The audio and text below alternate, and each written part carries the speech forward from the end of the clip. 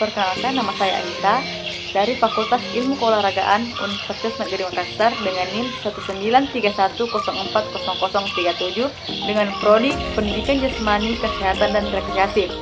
Di video kali ini saya akan membahas 6 materi yang berhubungan dengan perkembangan peserta didik. Materi yang pertama yang saya akan bahas yaitu materi multiple intelligence. Menurut paradigma multiple intelligence dapat didefinisikan sebagai kemampuan yang mempunyai 3 komponen utama. Yang pertama, kemampuan untuk menyelesaikan masalah yang terjadi dalam kehidupan sehari-hari.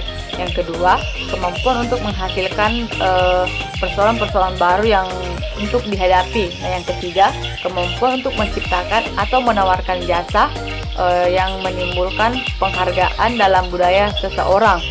Nah, menurut Howard Gardner, multiple intelligence memiliki karakteristik.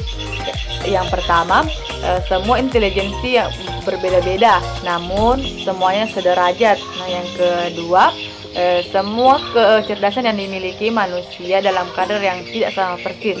Yang ketiga yaitu terdapat banyak indikator kecerdasan dalam tiap-tiap kecerdasan. Nah, menurut Gardner, kecerdasan multiple intelligence meliputi 1. Kecerdasan verbal linguistik, kedua, kecerdasan logis matematis, ketiga, kecerdasan visual spasial, keempat, kecerdasan musikal, nah yang kelima, kecerdasan kinestetik, yang keenam, kecerdasan interpersonal, kemudian kecerdasan intrapersonal, dan yang terakhir, kecerdasan eksistensi. Materi yang kedua yaitu emotional intelligence atau kecerdasan emosi. Cooper dan Sawas mendefinisikan kecerdasan emosi sebagai kemampuan merasakan, memahami, dan secara efektif dapat mengaplikasikan kekuatan serta kecerdasan emosi sebagai sebuah sumber energi manusia. Ciri-ciri orang yang memiliki kecerdasan emosi: yang pertama, mudah bergaul, bersikap tegas, tidak mudah takut, berkemampuan besar untuk melibatkan dirinya dengan orang lain, mengutamakan rasio daripada emosi, konsisten, dan dapat memotivasi diri sendiri.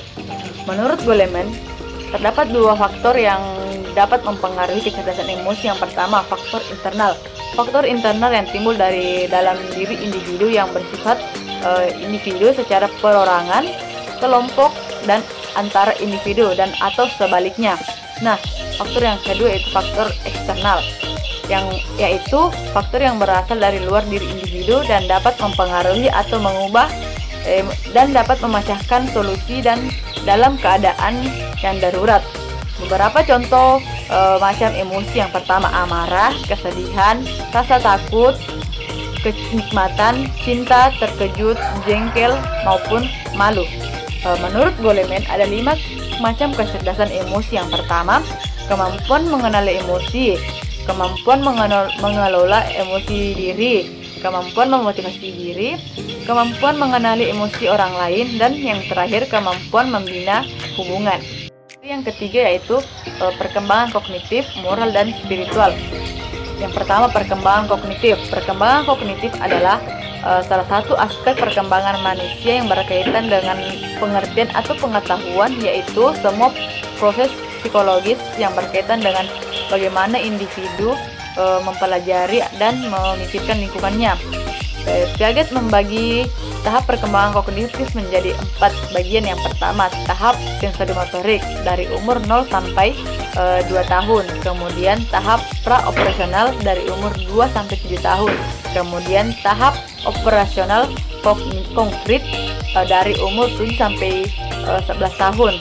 Nah, dan yang terakhir, tahap operasional formal dari umur 11 sampai 15 tahun.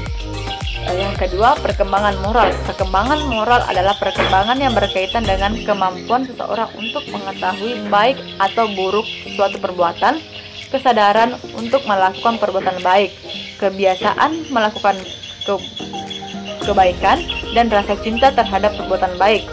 Moral berkembang sesuai dengan usia anak. Nah, yang terakhir, perkembangan spiritual.